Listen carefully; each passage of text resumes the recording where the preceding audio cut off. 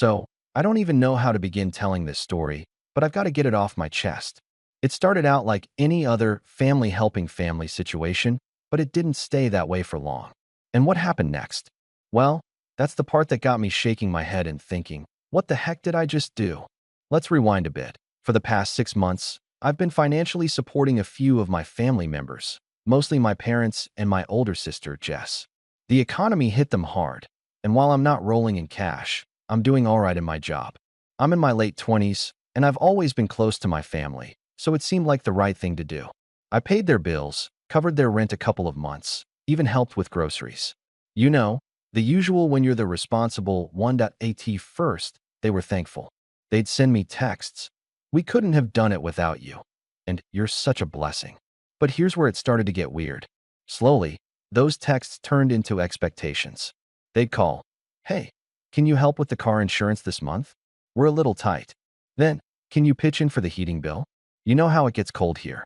And then it was, "We're a little behind on the rent. Could you help us out?" And each time, I said yes, thinking I was just doing what any decent family member would do. But then, one day, I got a text from my cousin. It was just a simple, "Hey, check this out." I opened the video, and to my horror, it was a clip of my entire family talking behind my back. They were sitting around in my sister's living room, having some kind of family meeting. And as they all chattered away, I heard my name pop up. Jess was the first one to speak, and she said, "Ugh, I can't believe we have to keep asking her for help. It's like she's the last resort." My stomach dropped, and then my mom chimed in. "She doesn't do enough, though. I mean, we help her out when we can, but she's always busy or too tired." And just like that, all the gratitude I thought I had been getting from them seemed like a facade. I was the last resort. They were annoyed with me for only helping when they needed it. It made me feel like a sucker. I sat there staring at my phone, just shocked. They didn't know I could hear them. They didn't know I was about to hear everything. Jess, my own sister, was the one complaining the most. This was the same sister who would call me crying when she couldn't pay her bills or needed an emergency babysitter for her kids. This was the same family who'd made me feel like I was their only shot at staying afloat. But now? Now I was the last resort. I didn't say anything. I didn't confront anyone. I sat in silence. But I knew one thing for sure. I was done. The next rent was coming due in a few days, and they were going to need help, like always. Only this time, things were going to be a little different. I spent the next couple of days in complete silence. No calls, no texts, no responses to any of their messages. Then, the day before rent was due, I sent them a single message. "You guys are on your own this time." No explanation. No, "I'm sorry." No, "I can't help." Just that I could feel the tension building. I didn't hear anything for hours. But then, the phone call started. The first call came from my mom. I let it ring out, and then my phone buzzed with a text from her. "What do you mean? You've always helped us. What's going on?" I didn't reply. I just let the silence hang. After about an hour, I got a call from Jess. I almost picked it up, but then I remembered how she'd talked about me behind my back, and I couldn't bring myself to. The calls kept coming. Mom, Jess, even my aunt. Everyone started reaching out, trying to figure out what was happening. I wasn't even angry yet. I was more exhausted. But I knew I had to stand my ground. The next day, rent was due. I watched as they scrambled. I knew they were trying to figure out how to cover it, probably already calling every family member they could. I almost felt bad, but then I remembered the video. The way they'd spoken about me. Around noon, I got a message from Jess. "Please, I don't know what's going on, but we really need your help this time. We're not asking for much, just enough to get through. Please." It stung. She still didn't get it. She still didn't understand that I had been there for them, that I had helped. But this was different. This wasn't just about the money. It was about respect. I was about to leave it at that. But then my phone buzzed again. It was a video from my cousin. I hesitated before opening it, already knowing it wouldn't be good. The video started, and it was a clip of my family, Mom, Jess, and a couple of other relatives, sitting in the living room. And they were talking about me. Again, this time, the conversation was even worse. Jess was yelling, "Why does she always act like she's doing us a favor? We're her family. We've supported her whole life. And now that we're struggling, she's just abandoning us. It's not fair." Mom added, "I swear, she's got this attitude like we're not even worth her time anymore. And after everything we've done for her." I couldn't believe it. They still didn't see it. They still thought I was some kind of backup plan, a safety net they could rely on whenever things went wrong. I felt the anger bubbling up now. This wasn't just about money anymore. This was about how little they truly valued me, how entitled they were, how they thought they could keep draining me without ever offering anything in return. I thought for a moment about how to respond. I could have called them, told them exactly what I thought, but that wouldn't do anything. It wouldn't change their behavior. I needed to make them understand the consequences of their actions. That's when the idea hit me. It was going to be risky. It was going to feel cold, but it would send the message I needed. I grabbed my phone and started typing. I didn't hesitate. Hey, I just watched the video. I'm done. I'm not going to be your backup anymore. From now on, you figure it out. Good luck. I hit send. The response was immediate. My phone started buzzing like crazy, but I didn't pick up. I didn't respond. I just sat there, feeling a strange mix of relief and tension. I had no idea what was coming next, but I knew one thing for sure. This was the beginning of something big, something that would change the way they saw me forever. And as I stared at my phone, waiting for them to realize the magnitude of what I'd just done, I couldn't help but wonder, how far would they go to get what they thought they were entitled to? The next few hours were absolute chaos. My phone wouldn't stop ringing. Every few minutes, a new notification would pop up: texts, missed calls, voicemails. But I didn't answer. I just sat there, watching the messages flood in, feeling a twisted sense of satisfaction. They were panicking. They were finally starting to realize they couldn't always depend on me. Then, around 4 p.m., I got a voicemail from my mom. Her voice was shaky, and I could hear her trying to hold back tears. "I don't understand what's happening, sweetheart. Please, you're our daughter. We've always been there for you, haven't we? Why are you doing this now? What's going on?" I could feel the weight of her words, but I didn't budge. I wasn't going to let them guilt trip me anymore. I wasn't going to be their doormat. A couple of hours later, Jess sent a long message, filled with all the things I didn't want to hear. "You know what, fine. If you want to be a selfish asterisk, then do it. But don't come crying when you realize how much you've hurt us. We're your family. We've done everything for you. And this is how you repay us? I thought you were better than this." I read the message. The anger was still there, but now it was mixed with a sense of bitterness. She still didn't get it. She still thought that because we were family, I owed them everything. The next morning, I got a text from my aunt. She had somehow gotten involved, probably after hearing about the situation from Jess. The message was more direct. "This is crazy. What happened to you? Why are you being so heartless? You're acting like you owe us nothing when you know damn well we've been there for you. This is not how family acts." I was done. I felt like I'd said everything I needed to say, but it didn't stop there. That afternoon, I was at work when I got a call from my boss. He told me there had been an urgent message from my mom and Jess, something about an emergency. They had even gone as far as calling my workplace to track me down. I could feel my blood starting to boil. This was getting out of hand. But the worst part? I wasn't sure how far they'd go to make me cave. That's when the final straw came. I got a text from my mom saying, "We need help or we're going to lose everything. If you don't help, you're not just letting us down, you're ruining our lives. Do you really want to be responsible for that?" I sat there, staring at my phone, my hands trembling. I wanted to help. I really did.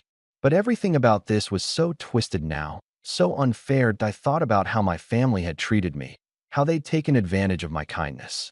And then I remembered the video my cousin had sent me, the one where they'd called me the last resort, the one where they'd complained about how little I'd done, even after all the money I'd given them. The guilt wasn't there anymore. I wasn't going to be their fallback anymore. But how was I supposed to make them understand? How was I supposed to make them feel the pain of what they'd done? And then it hit me. If they wanted to see what real consequences looked like, I would show them. Not with words, but with actions. That I didn't know what was going to happen next. But one thing was certain, this wasn't over. It was just beginning. The days that followed were tense. My family tried to reach out every which way they could. Texts, calls, even emails. I wasn't responding. I wasn't going to break, not this time. And slowly, it seemed like they were starting to feel the weight of what they'd done. I could tell they were desperate. Jess started sending me videos of her kids, trying to tug at my heartstrings. The usual, "Look what you're doing to us" routine. But it didn't work anymore. The guilt had stopped working a long time ago, but what did get to me, surprisingly, was a message from my dad. He hadn't said much up until now. He wasn't the type to confront me directly, But when I read his message, it felt different. I don't know what's going on, but I raised you to be better than this. You've always been there for your family. Don't let pride get in the way of what's important. The words stung. They hit harder than I expected because deep down, I knew I'd always been the one to fix everything. I was the one who kept it all together, even when they didn't appreciate it. But still, I didn't respond. Then, one evening, I got a call from my cousin again. I almost didn't pick up, but I was curious. He'd always been the level-headed one in the family, so I knew he might be the one who'd see things from my side. "What the hell is going on?" he asked bluntly as soon as I answered. "Everyone's losing it over here. Your mom's a mess. Jess is threatening to kick you out of the family group chat. Are you seriously doing this to us?" His words hit me differently. This was family, my family, freaking out because I had finally said no. And for what? For refusing to continue letting them walk all over me. "You guys really think you're entitled to my help," I said, my voice steady but cold. "I'm not going to keep rescuing you when you've never learned to stand on your own." He sighed on the other end. "I get it, but don't you think you're overreacting? We're just asking for a little help, just this one last time. You can't just abandon us." "You think I'm abandoning you?" I snapped. "You've been using me for months, taking everything I give without so much as a thank you. And now you want me to help again? What would you have done if I hadn't been there? How long do you think I can keep doing this?" There was a long pause. "Look," he said, "I'm not going to sugarcoat it. We're all messed up right now. But maybe, just maybe, you're punishing the wrong people. You're punishing your family." I didn't respond right away. His words lingered in the air like a cloud of doubt. But I couldn't let myself second-guess this decision. I'd already made it. I was done being the fallback plan. The next morning, I found out that things had gotten even worse. Mom had apparently called a family meeting. Jess had told everyone I was being selfish, and now they were trying to get me to feel bad for them, saying things like, "She's turning her back on us." But then, just as I was about to shut it all out and ignore the chaos, something happened that made everything escalate. I got a call from my landlord. "We're going to need that rent payment by the end of the day, or we'll have to start eviction proceedings." They said that. I felt my stomach drop. I knew the situation was getting dire for them, but this was bad. And I knew, without a doubt, that they would come to me at the last minute, expecting me to bail them out again. But this time, I wasn't going to that. I decided to do something drastic. Something that would make them realize that their actions had consequences. That I hung up the phone and sent my mom one last text. "I'm not your safety net anymore. You're on your own. I've done enough." The waiting began. That I didn't know how they'd react. I didn't know if this was the end of it all or the beginning of something much worse. But the one thing I knew for sure was that I had finally taken back control. And as I sat there, staring at my phone, waiting for the fallout, I couldn't help but wonder, how far would they go to make me change my mind? Would they turn on me completely, or would this be the wake-up call they needed? The answer came sooner than I expected. The phone rang again. But this time, I wasn't sure if I was ready for what was coming. I stared at the phone screen, watching as it buzzed with my mom's name flashing across the display. I hesitated. I knew this was it. The moment they either came to their senses or went full-on nuclear. I took a deep breath and answered, bracing myself for whatever was coming. "What?" Her voice was barely audible, shaky, like she couldn't believe what had just happened. "Why are you doing this? I thought you loved us." I could hear the cracks in her voice. The desperation, the guilt-tripping. I almost felt bad, but I had to remind myself that this was exactly what they did to me every time I helped. They made me feel like I owed them everything. But I didn't. Not anymore. "I do love you, Mom," I said quietly. But love doesn't mean constantly enabling people to make the same mistakes over and over again. You've never learned how to stand on your own, and I can't keep being your crutch. The line was silent for a few seconds. Then she whispered, "But your family. You're our family. You're supposed to help." "And I have." I snapped, the frustration rising again. "I've been helping you for months. Hell, for years. But I'm not doing it anymore. You've had enough of my help. It's time you learn how to fix things yourself." She went quiet again, but I could hear her trying to keep it together. "You're punishing us, your family, like we're strangers to you. How could you just turn your back like this?" I felt the weight of her words, but I stood firm. "I'm not punishing you. I'm setting boundaries. I've done enough. And now, you need to face the consequences of what you've been doing. I'm not going to fix it for you this time." The call ended with her barely saying goodbye. I didn't feel a sense of relief, though. It wasn't over yet. They weren't just going to let me walk away like that. They were going to fight back, and fight back they did. The very next day, I woke up to a flood of messages. From Jess, from Mom, even my aunt again. It was as if they couldn't let it go. It was one guilt trip after another. Each message more desperate than the last. That Jess's text was the worst. I can't believe you would do this to me. I know we've had our differences, but I never thought you'd turn on us. You've always been there for me, and now you're just letting us drown. I can't believe I have to do this on my own with my kids. Thanks for nothing. I felt that familiar sting. But then something strange happened. Instead of caving, instead of feeling guilty, I just didn't care. I had to remind myself again, this wasn't my fault. I wasn't the bad guy here. They were, but the real bombshell came a few hours later. My aunt sent me a message, along with a picture of my mom sitting on the couch, looking utterly defeated. This is on you, you know. She's heartbroken. We all are. You've broken this family apart with your selfishness. You're making her feel like she's lost her daughter, like she's a failure. Do you really want to be the one to do this to her? I stared at the message, my heart pounding in my chest. For a second, I wondered if maybe I had gone too far. But then I thought about everything they had said to me, about how they had used me, taken advantage of my kindness, and only seen me as a tool for their convenience. No, I wasn't the one breaking the family. They had already done that to themselves. That I didn't reply. I just let the silence hang. But the storm wasn't over yet. That night, things escalated beyond just guilt trips. The family began to rally against me. Jess posted something on Facebook, calling me out publicly.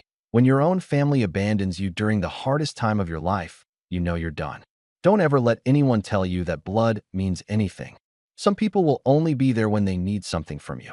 I'll never forget what you've done to us. The post quickly gained traction. My other relatives started chiming in with supportive comments, siding with Jess, piling on the accusations. It felt like a whole family-sized betrayal. They weren't just mad at me. They were publicly shaming me, making it look like I was the villain. But instead of feeling angry or sad, I felt a strange calmness.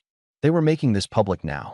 They were forcing me into a corner where I had no choice but to stand my ground, to make sure they saw the consequences of their behavior. The next day, I decided to turn the tables. I shared the video my cousin had sent me, the one where they were talking about me, calling me the last resort, complaining that I didn't do enough. I posted it on my own Facebook, adding a caption, "This is what my family really thinks of me. This is how they talk about me behind my back. Maybe now, they'll see what I've been dealing with all this time." The fallout was immediate. Comments exploded. My family members were furious, accusing me of airing dirty laundry, of betraying them in the worst way possible. But this time, I didn't care. The truth was out, and now they were forced to face it.